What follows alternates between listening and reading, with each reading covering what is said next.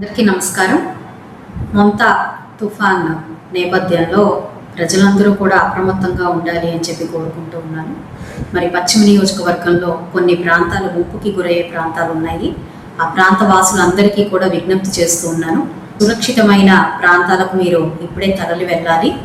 ఇటు అధికారులు అదేవిధంగా ఆ స్థానిక నాయకులు అందరూ కూడా మీ యొక్క సహాయ సహకారాలు అందించేందుకు అందుబాటులో ఉంటూ ఉన్నారు.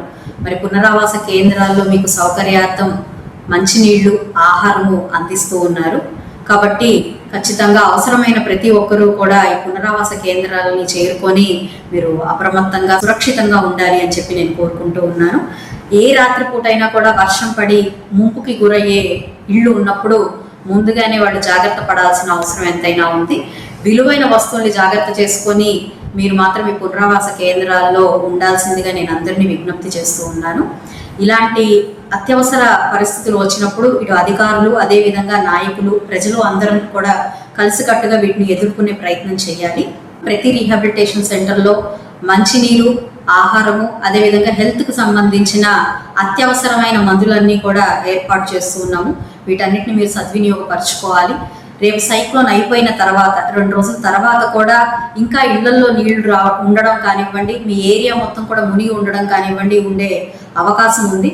వాటికి కూడా సిల్టేషన్ తీయడం కానివ్వండి, వాటర్ అంతా కూడా డ్రైన్ అవుట్ చేయడం కానివ్వండి, ఇలాంటి కార్యక్రమాలు చేపట్టాల్సిన అవసరం ఉంటుంది. అలాంటి నేపథ్యంలో కూడా ఎవరికి ఏ అవసరం వచ్చినా, ఏ ప్రాంతాలకు ఏ అవసరం వచ్చినా కూడా అధికారుల ఫోన్ నెంబర్లు, మా యొక్క నాయకుల ఫోన్ నెంబర్లు, అదేవిధంగా వెస్ట్ ఆఫీస్ ఫోన్ నెంబర్లు కూడా మీకు మేమందరం కూడా అందుబాటులో ఉంచుతాం. కాబట్టి వీటన్నిటిని సద్వినియోగపరచుకొని మీరు అందరూ కూడా ముప్పు నుంచి బయటపడాలి అని చెప్పి నేను ప్రత్యేకంగా అందరినీ విజ్ఞప్తి చేస్తున్నాను. మరి అదేవిధంగా ఇటు హాస్పిటల్స్ మరియు మన ఫార్మసీ ఈ ఇద్దరి కోఆర్డినేట్ అయ్యి వాళ్ళు కూడా ప్రజలకు సౌకర్యంగా అందుబాటులో అన్ని వేళలా ఉండాలి అని చెప్పి నేను కోరుకుంటున్నాను.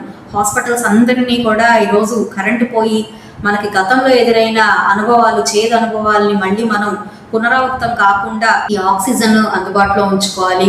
లేదంటే జనరేటర్స్కి డీజిల్ వగైరా ఏవైనా ఇబ్బందికరంగా ఉంటే వాటిని కూడా ముందే ఏర్పాటు చేసుకోవాలి. ఫార్మసీ అన్నీ కూడా అత్యవసర మెడిసిన్స్ అన్నీ కూడా అందుబాటులో ఉంచుకోవాలి. ప్రజలందరూ కూడా బయటికి రాకపోకలు అవసరమైతే తప్ప దయచేసి ఇళ్లలోనే ఉండాలి అని కోరుకుంటున్నాను.